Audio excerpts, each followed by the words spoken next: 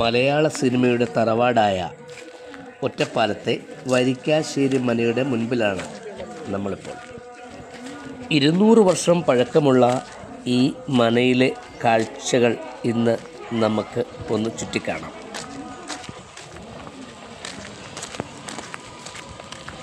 ഇവിടെ നിന്ന് നോക്കുമ്പോൾ ആറാം തമ്പുരാൻ്റെയും രാപ്പകൽ എന്ന സിനിമയുടെയും ഒക്കെ പാട്ടുകളൊക്കെ ഓർമ്മ വരികയാണ്. 1987 തീർത്ഥം എന്ന സിനിമയുടെ ഷൂട്ടിംഗ് മുതലാണ് ഈ മനയെ തിരഞ്ഞെടുത്തത്. ദേവാസുരം എന്ന സിനിമയോട് കൂടി വരിക്കാശ്ശേരി മന മലയാളിയുടെ പ്രിയപ്പെട്ട സ്ഥലമായി മാറി.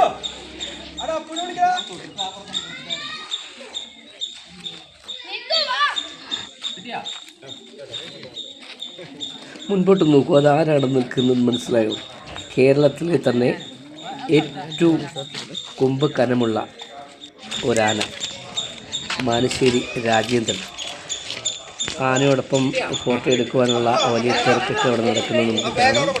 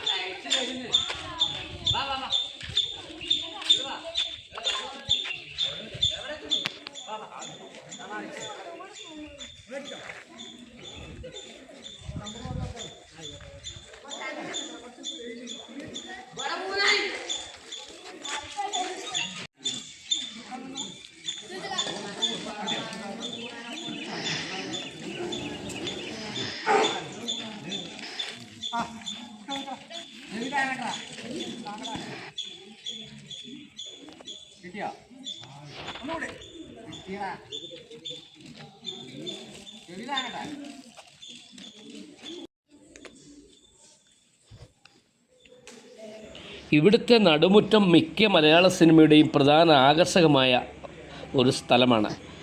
സിനിമക്കാർ സ്വപ്നം കണ്ട ലൊക്കേഷൻ. ദേവാസുരം, ആറാം തമ്പുരാൻ, രാപ്പകൽ, കാര്യസ്ഥൽ, ഇങ്ങനെ അനവധി സിനിമകളുടെ ലൊക്കേഷൻ ഈ നടുമുറ്റത്തിൽ നമുക്ക് കാണാൻ കഴിയും.